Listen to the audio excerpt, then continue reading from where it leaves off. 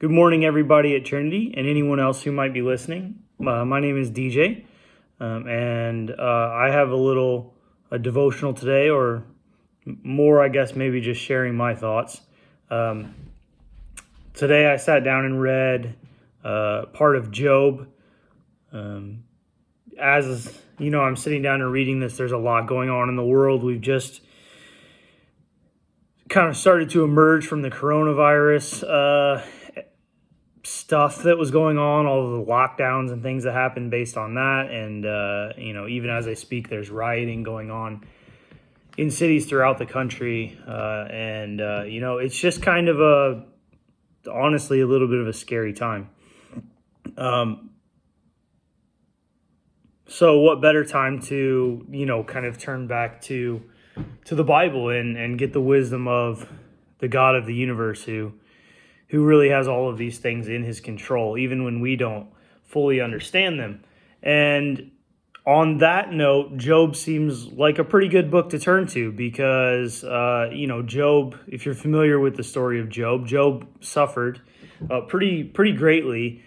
And at the very outset of Job, it states that Job had done nothing wrong. So he was suffering greatly, and he didn't do anything to deserve it, per se. The chapters that I read today were chapters 4 and 5. They come right after. So Job, at the very beginning of Job loses his family, his fortune, basically everything he has, including his health. He goes from being a very healthy person to being very unhealthy, having lots of sores on his body and things like that. So he basically loses everything he has, except his life. He's still alive. And in chapter 3, he is kind of complaining that he would rather be dead based on, everything that was going on.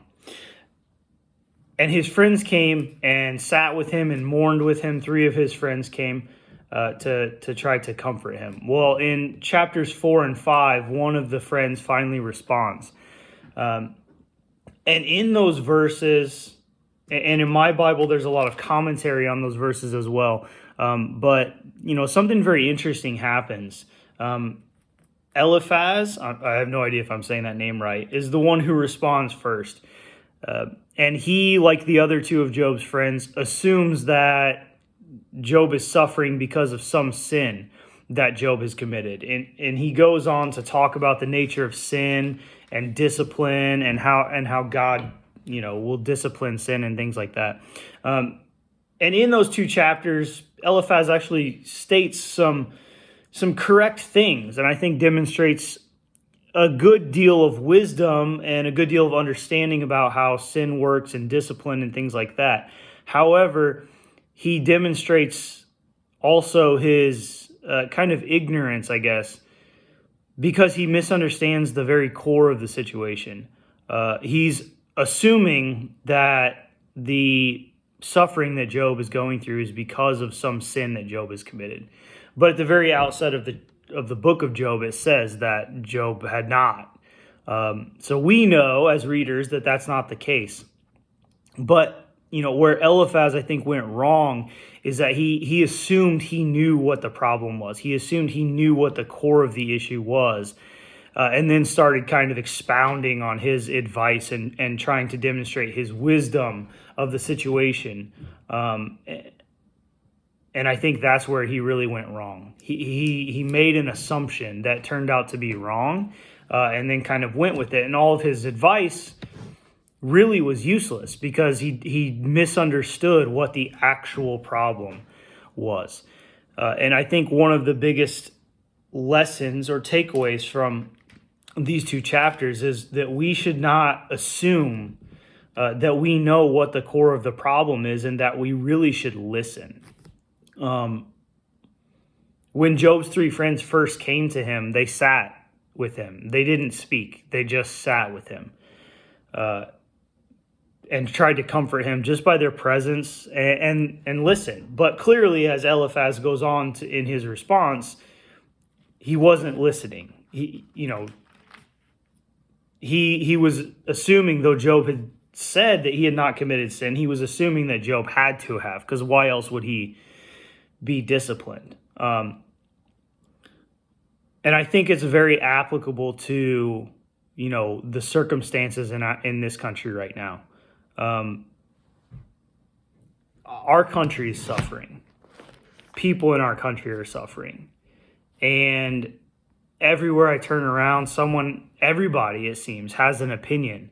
And everybody, it seems, knows what the problem is. And of course, everyone has their own opinion on how to solve it. And it seems like there's a lot of opinions about the core of the issue and how to solve it. And there's very little listening and trying to understand. There are some wounds, obviously, in this country that have been exposed through the past week, as they have been in the past. And before any of us jump to conclusions on what's at the core of the problem and how to solve it, I think we all need to take time to just listen. And we also need to acknowledge that we don't always understand everything. As in the book of Job, we readers have a special insight because at the very beginning of Job, we're let in on the conversation between God and the devil, and we know that this was where this situation was coming from. Eliphaz, he didn't have that insight. So we have to be careful. I think we all need to be very careful on making assumptions about what is causing, what are the causes of these situations. And we just need to listen, and we need to pray for understanding and insight from God, who has all of this in his control. And ultimately, I think, a lot of this we just have to turn over to him. So anyway, those are my thoughts for the day. It's a bit deep for 5:30 in the morning, but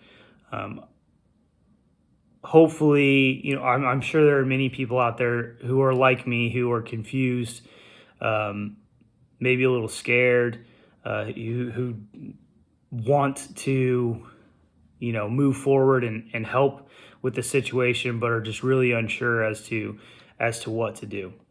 And hopefully it helps a little bit.